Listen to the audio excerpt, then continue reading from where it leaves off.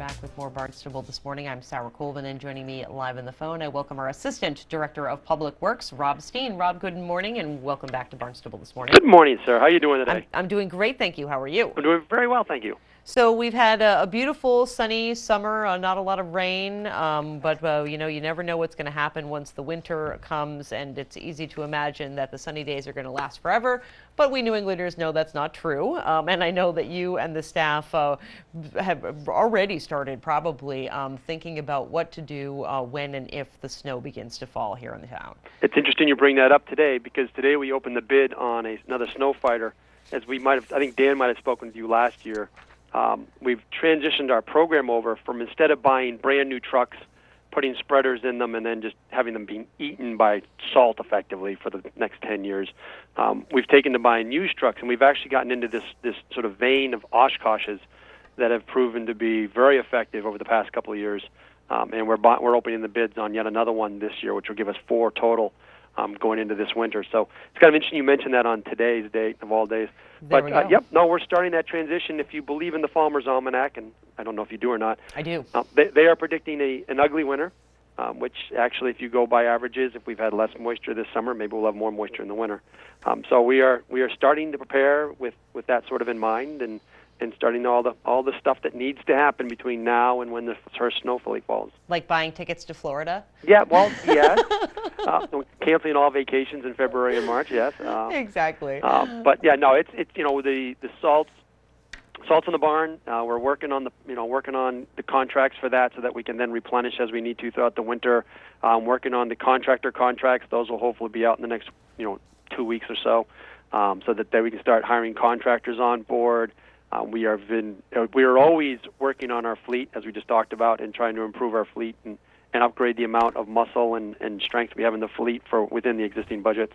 So all of those things are ongoing, and everyone's starting to turn focus to it, which is difficult when it's 80 degrees outside, but it will soon not be. Exactly, and it's always good to be prepared. So I wanted to go back, Rob, and just talk a little bit more about the snow fighters, because these are pretty impressive machines. I know that I saw, I think it was our Director of Public Works driving it in the 4th of July parade down Main Street. What can you tell me about these vehicles? Where did they come from, and is there specific purpose to be a big, powerful snowplow? So these vehicles, these Oshkoshes, they are built effectively to do this, and where we get them from is airports. So there's a sort of a middleman that deals with them, but airports have them as their snow removal equipment, and that does a few things for us. A, they're big, they're powerful, they can move anything. So even the 6-wheel Oshkoshes have more horsepower and have the ability to move more snow than our 10-wheeler, for instance. And then B, they have low miles, because they've just been driving on an airport, and airports don't use salt because airplanes and salt don't agree.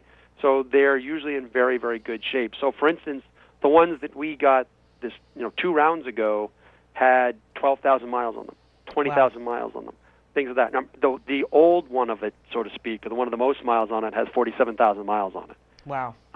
And they're just in great shape body-wise, because we send our fleet manager up to look at them, and he does a thorough inspection on them before we buy them. So we've just been very pleased with them. They worked great last winter. They are definitely as beefy as anything we have. And what's on them in the back of our head is Juneau. So if you remember right, in Juneau, at one point in time, at the height of that storm, we basically had loaders rolling in our 10-wheeler. Everything else was stuck. Absolutely. These are big 4-wheel drive vehicles meant to do this. These will all be rolling. So now we have 5 loaders, because we've added a loader since Juneau, and we have these 4 plus our 10-wheelers. So we're adding muscle to the fleet to be able to hopefully, we're never going to be built to deal with the Juneau completely and do it as well as we'd like to, but at least be able to try to keep our nose maybe a bit better above water this time around.